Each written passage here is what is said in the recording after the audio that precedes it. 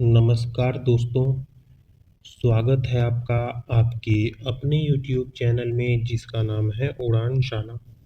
तो दोस्तों आज हम भारतीय संविधान के महत्वपूर्ण अनुच्छेद देखने वाले हैं इस क्लास में, जो कि प्रीवियस ईयर क्वेश्चंस में पूछे गए हैं। तो चलिए दोस्तों स्टार्ट करते हैं। ये सारे के सारे दोस्तों क्वेश्चंस प्रीवियस ईयर में पूछे जाते हैं और मैंने जो इम्पोर्टेंट होते हैं उन्हीं को सिलेक्ट किए हैं। ठीक है दोस्तों, तो चलिए स्टार्ट करते हैं। पहला क्वेश्चन आता है दोस्तों कि संविधान के भाग 1 में क्या है। जो भाग 1 है पहला वाला, उसमें क्या है? तो उसमें है संघ और उसका राज्य क्षेत्र, यानी भारत एक राज्यों का संघ है और उसके राज्य क्षेत्रों के बारे में इसमें कहा गया है। दोस्तों मैं आर्टिकल्स को और भाग को समझाऊंगा नहीं, मैं इसके लिए एक और वीडियो लेकर आऊँगा जिसमें मैं सभी भागों को, सभी अनुच्छेदों को डिटेल में लगा करके और उससे संबंधित जितने भी प्रीवियस ईयर क्वेश्चंस बनते हैं उन सबको भी मैं लेकर आऊँगा। इसमें मैं केवल यह बताना चाहता हूँ आपको कि ये एग्ज़ाम से ओरिएंटेड ये है कि आपको सभी के सभी आर्टिकल्स और अनुच्छेद याद होने चाहिए। जो इम्पोर्टेंट है दोस्तों मैं उन्हीं को लेकर आया हूँ दोस्तों। कोई भी फालतू या फिर कोई भी बिना मतलब का क्वेश्चंस नहीं है इसमें। ठीक है दोस्तों, तो चलिए आगे देखते हैं। नेक्स्ट है अनुच्छेद 1 में क्या है? तो भारत जो है कि राज्यों का संघ है। ठीक है दोस्तों। नेक्स्ट है अनुच्छेद 2 में क्या है? तो 2 में क्या है कि भारत जो है कि किसी बाहरी राज्य को अपने क्षेत्र में मिला सकता है, बाहरी क्षेत्र को अपने में अपनी सीमा के अंदर उसको शामिल कर सकता है। तो भारतीय संघ के बाहर के क्षेत्र को शामिल करने का जो है कि प्रावधान इसमें किया गया है। भारतीय संघ के बाहर के क्षेत्रों को शामिल करने का प्रावधान है। नेक्स्ट क्वेश्चन है अनुच्छेद 3 में क्या है? अनुच्छेद 3 में तो भारत के किसी भी क्षेत्र का नाम एवं उसकी स्थल सीमा बदलने की शक्ति संसद के पास होती है। ठीक है दोस्तों, तो भारत के किसी भी क्षेत्र का नाम बदल सकता है संसद और उसके जो है कि सीमाओं को घटा बढ़ा सकता है। नेक्स्ट है भाग 2 में क्या है? तो भाग 2 में नागरिकता है और ये भाग 2 कितने अनुच्छेद से कितने अनुच्छेद तक है? तो 5 से 11 तक है। यही दिया गया है कि 5 से 11 तक में कितनी जो है कि क्या दिया गया है? तो नागरिकता से संबंधी जो प्रावधान है वो 5 से 11 तक में दिए गए हैं और भाग 2 में आते हैं। नेक्स्ट है भाग 3 में क्या है? तो भाग 3 में है मौलिक अधिकार और इस भाग 3 को ही संविधान का जो है कि मैग्ना कार्टा कहा जाता है, भाग 3 को। ठीक है दोस्तों, ध्यान रखिएगा। नेक्स्ट क्वेश्चन है अनुच्छेद 12 से 35 तक में क्या है? तो अनुच्छेद 12 से 35 तक में है मौलिक अधिकार। ठीक है दोस्तों, भाग 1 कहाँ से कहाँ तक है दोस्तों? भाग 1 तो ध्यान रखिएगा, जो भाग 1 है वो 1 से 4 तक है। फिर अगला आता है 5 से 11 तक है जिसमें नागरिकता के बारे में दिया गया है और फिर जो है कि 12 से 35 तक आ जाता है मौलिक अधिकार। ठीक है दोस्तों, जो कि भाग 3 में है। ठीक है, याद रखिएगा। और एक आता है भाग 4 जो कि 36 से 51 तक है, जिसमें जो है कि मौलिक अधिकार के बाद आता है हमारा राज्य के नीति निर्देशक तत्व यानी डीपीएसपी दिया गया है। उसके बारे में 36 से 51 तक दिया गया है भाग 4 में। ठीक है दोस्तों, और भाग 4 का क में या फिर 4A में आप बोल सकते हैं, इसमें दिया गया है मौलिक कर्तव्यों के बारे में। ध्यान रखिएगा। नेक्स्ट क्वेश्चन है, मैंने आपको एक भाग 4 तक का आइडिया दे दिया है, तो आगे बढ़ते हैं। अनुच्छेद 14 से 18 तक में क्या है? तो समानता का अधिकार है। ध्यान रखिएगा। 5 से 11 तक जो है कि नागरिकता के बारे में बताया गया है। ठीक है, और फिर जो है कि 14 से 18 तक जो है समानता का अधिकार दिया गया है। ठीक है दोस्तों। नेक्स्ट है अनुच्छेद 19 से 22 तक में क्या है? स्वतंत्रता का अधिकार है। अनुच्छेद 23 से 24 में क्या है? शोषण के विरुद्ध अधिकार है। ठीक है, ध्यान रखिएगा। अनुच्छेद 25 से 28 तक में क्या है? तो धार्मिक स्वतंत्रता। तो 14 से 18 तक को क्या कहा जाता है? समानता का अधिकार है।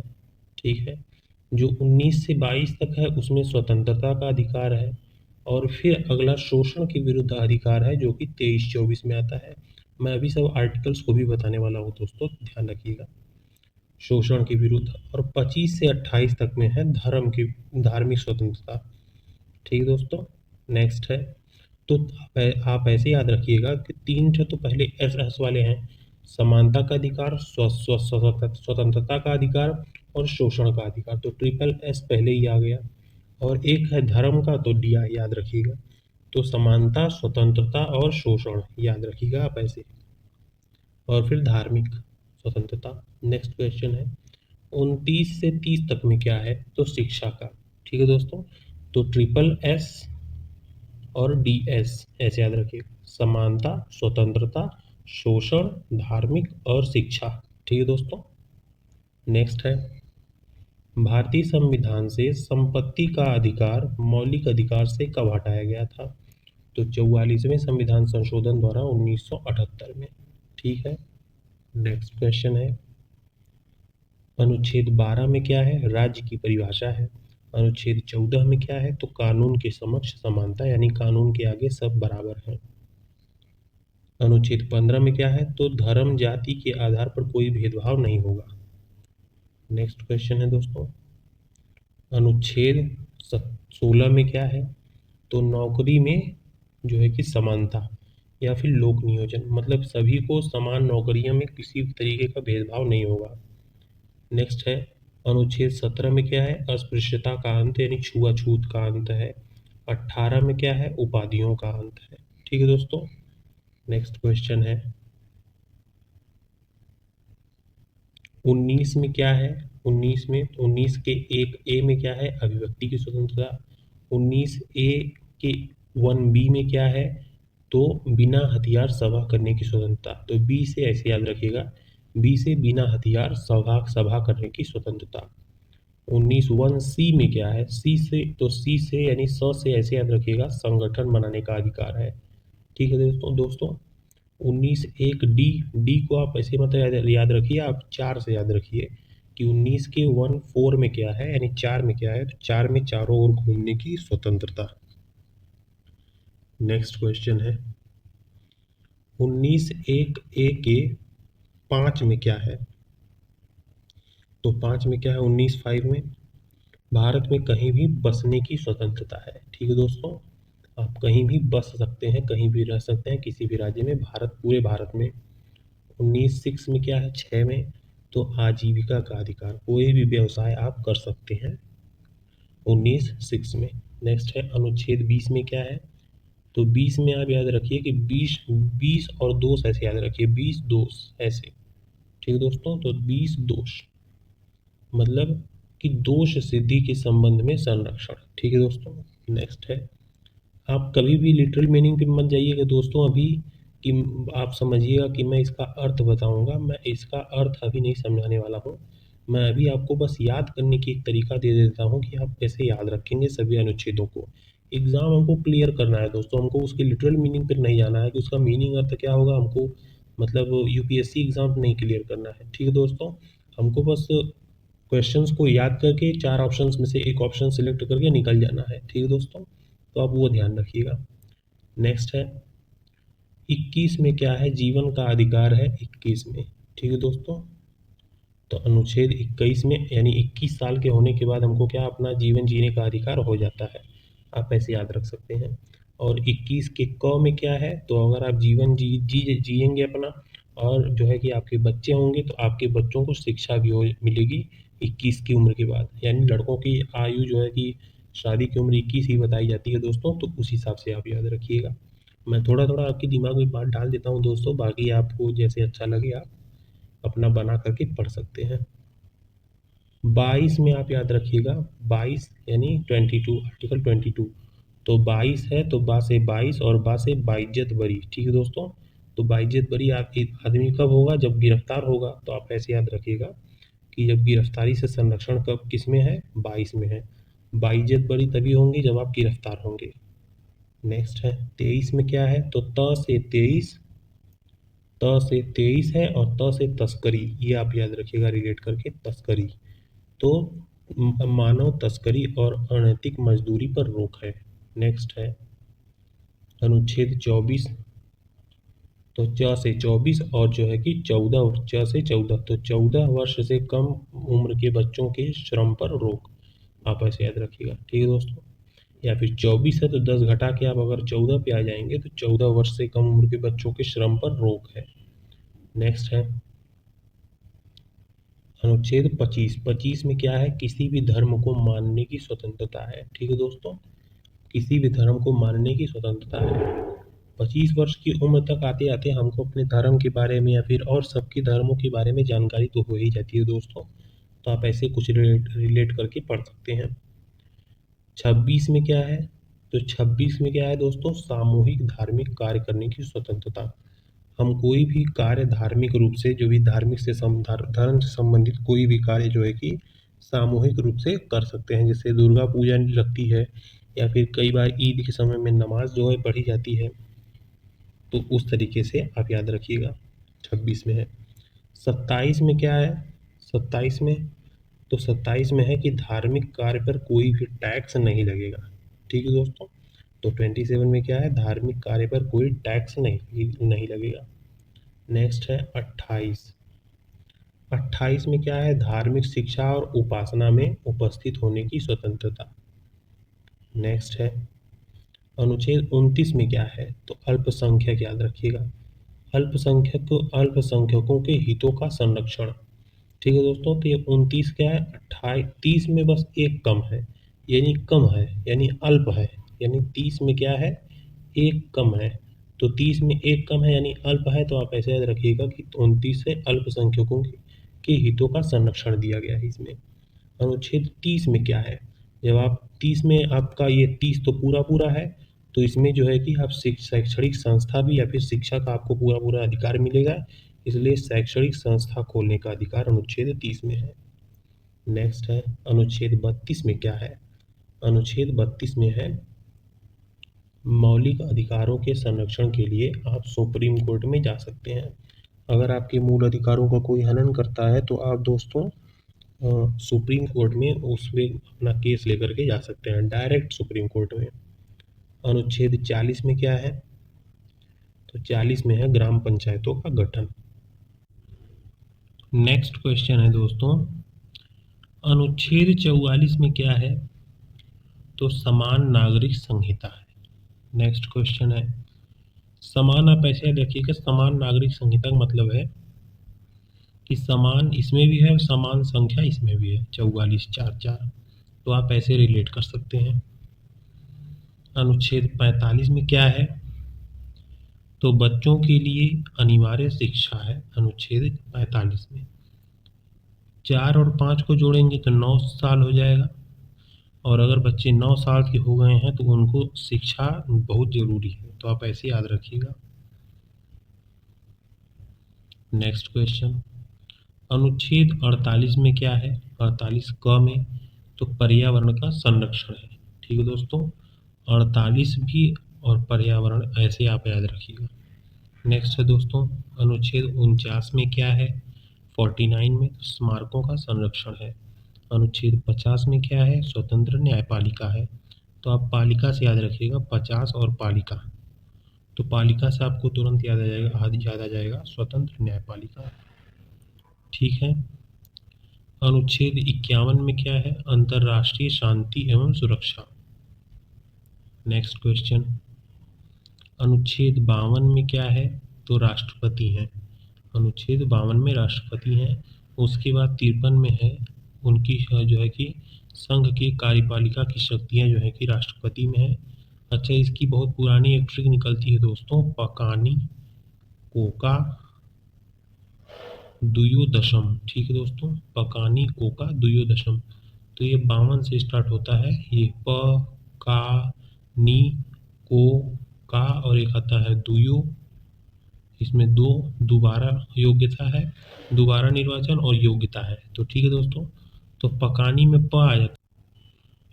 तो मैं आपको समझा देता हूँ कैसे आपको याद रखना है। पहले आ जाता है पकानी, तो प का नी, ठीक है दोस्तों, आप ऐसे रखिएगा।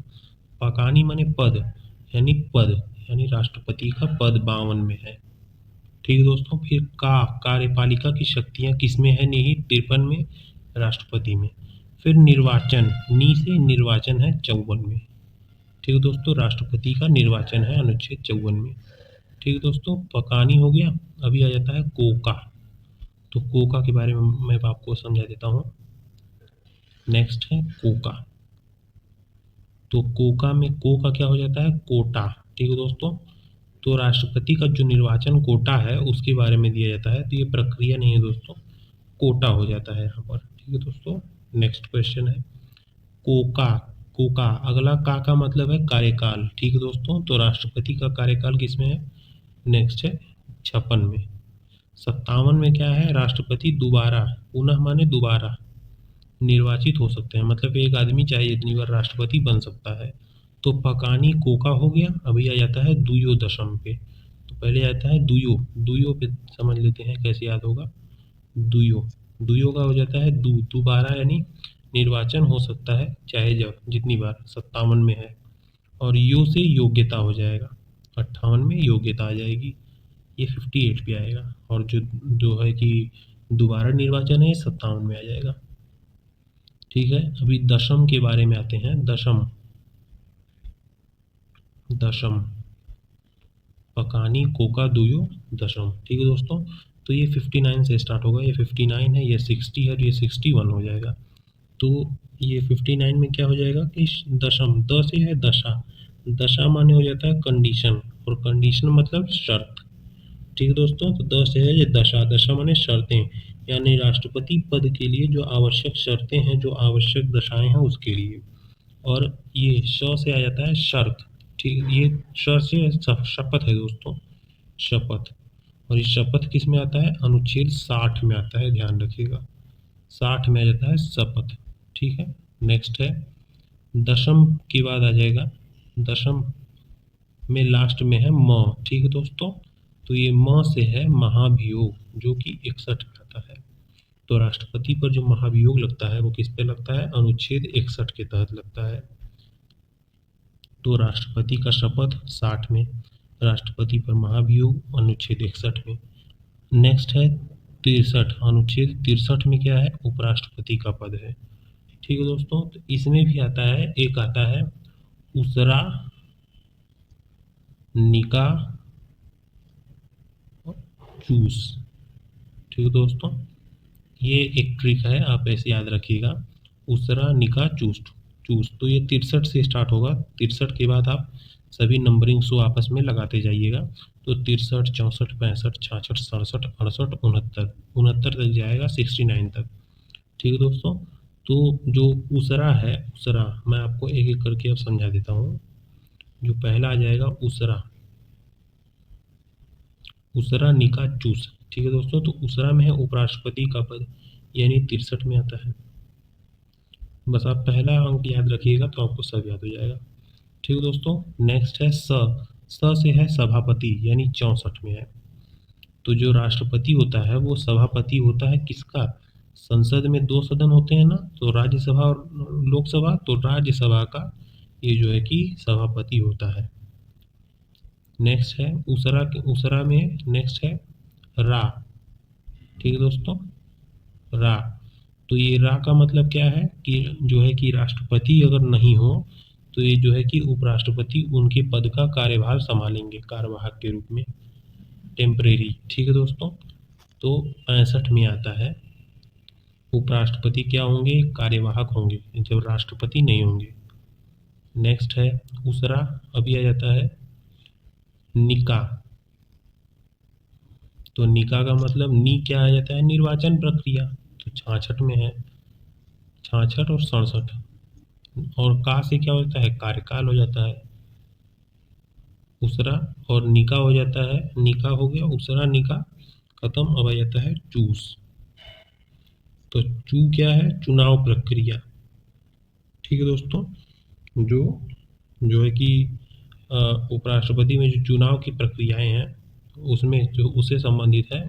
और ये 69 है, ये शपथ से रिलेटेड है। ठीक है दोस्तों, तो चुनाव प्रक्रिया में इसमें क्या है कि अगर उपराष्ट्रपति 68 में है कि उपराष्ट्रपति पद रिक्त होने पर जो कार्यवाहक व्यवस्था रहेगी वो यही संभालेंगे। ठीक है दोस्तों, और जो 69 में है इसमें क्या है, इसमें है शपथ। उपराष्ट्रपति का। नेक्स्ट है अनुच्छेद 72 में क्या है?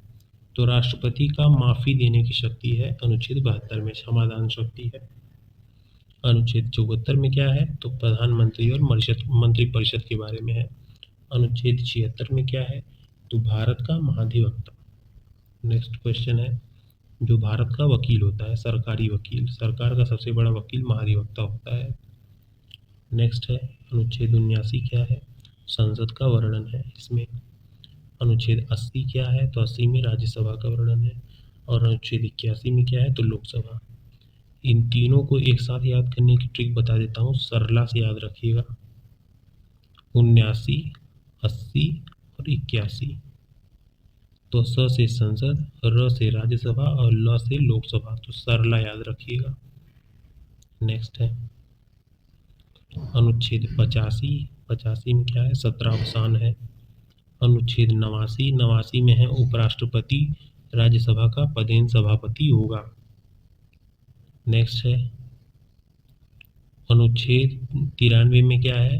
लोकसभा का अध्यक्ष होगा, लोकसभा का एक अध्यक्ष भी होगा, अनुच्छेद 93 में है, कहा गया। नेक्स्ट है अनुच्छेद 100 में। 100 में क्या है?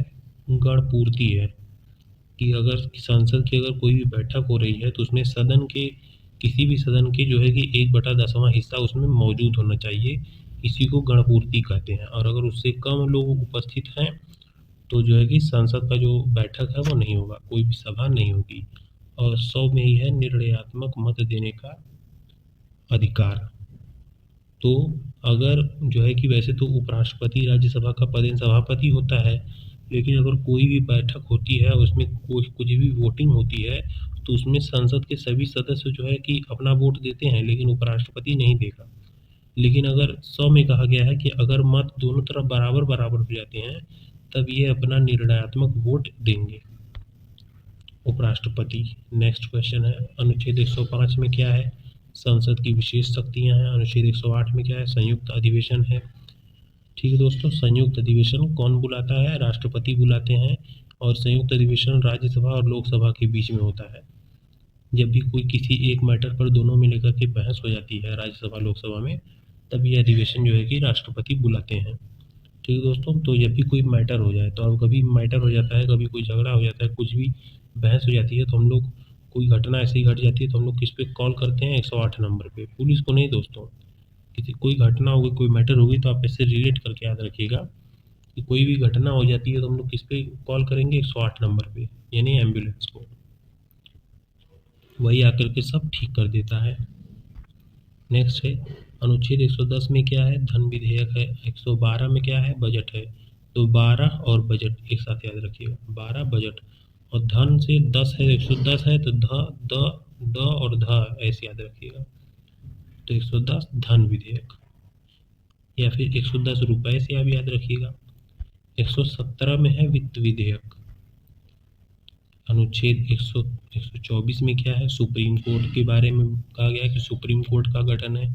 अनुच्छेद 129 में क्या है? सुप्रीम कोर्ट अभिलेख न्यायालय होगा।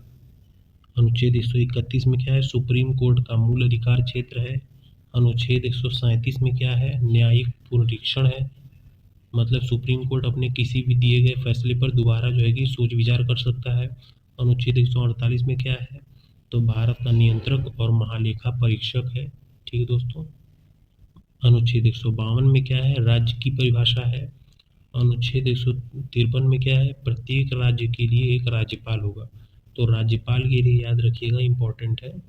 वैसे तो सारे ही इंपॉर्टेंट है दोस्तों, मैंने कोई भी फालतू लिया ही नहीं दोस्तों। क्वेश्चन जो पूछे गए मैंने वही क्वेश्चंस डाले हैं, और जितना मैं इस पीडीएफ में आपको दे दूं, जितना भी मैं इसको पढ़ा दूं, आप ये सारा का सारा मगअप कर लीजिएगा, सब का सब रट लीजिएगा दोस्तों। परीक्षा में रट कर ही जाइएगा, क्योंकि 1-2 क्वेश्चन यहाँ से जरूर आते हैं दोस्तों।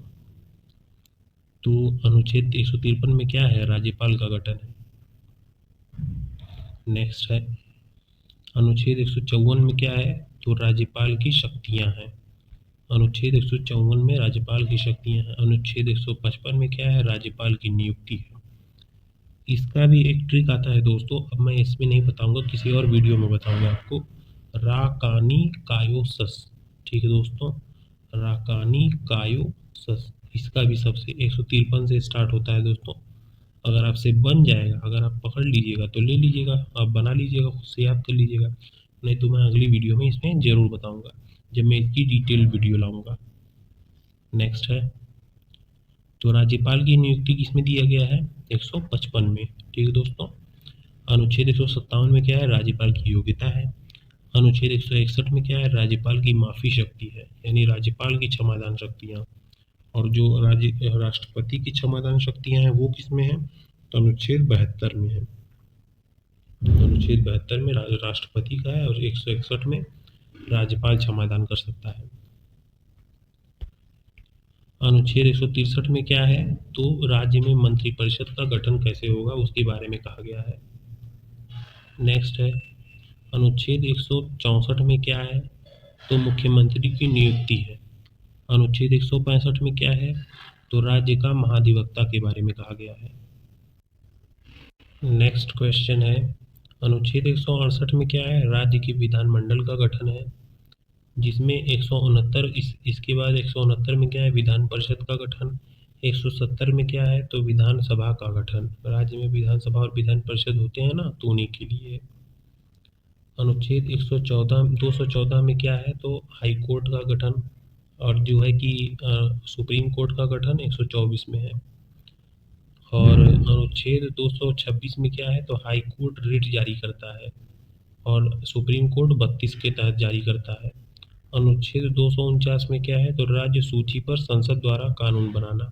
अनुच्छेद 262 में क्या है? नदी जल विवाद है। अनुच्छेद 263 में क्या है? अंतर्राज्यीय परिषद का गठन होगा 263 में। अनुच्छेद 266 में क्या है? संचय निधि या संचित निधि। अनुच्छेद 267 में क्या है? तो आपातकालीन निधि है के बारे में कहा गया है। अनुच्छेद 330 में क्या है? तो SC/ST का आरक्षण होगा लोकसभा में। अनुच्छेद 332 में क्या है? राज्यसभा में SC/ST का आरक्षण। अनुच्छेद 343 में क्या है? तो भारत की राजभाषा हिंदी होगी। अनुच्छेद 351 में क्या है? तो ग्राम पंचायत का वर्णन है। नेक्स्ट क्वेश्चन है, अनुच्छेद 352 में क्या है?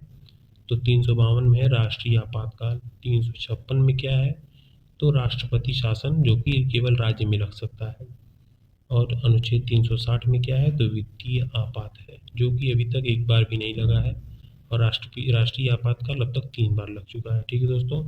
और ये राष्ट्रपति शासन तो हर राज्य में पता नहीं कितनी बार लग चुका है। यूपी में तो सबसे ज़्यादा बार लगा है, लगभग 10 बार लगा है। सबसे पहले लगा था पंजाब में। ठीक है दोस्तों। नेक्स्ट, तो अनुच्छेद 360 में क्या है दोस्तों? वित्तीय आपात है। ये लास्ट के तीनों थे एकदम महत्वपूर्ण है दोस्तों, ये बहुत बार पूछे गए हैं। ठीक है दोस्तों, तो आज के लिए बस इतना ही। मिलते हैं नेक्स्ट वीडियो में। अगर वीडियो पसंद आई हो तो वीडियो को लाइक, शेयर, कमेंट और सब्सक्राइब ज़रूर करिएगा दोस्तों। मिलते हैं नेक्स्ट वीडियो में, तब तक के लिए बाय बाय, जय हिंद।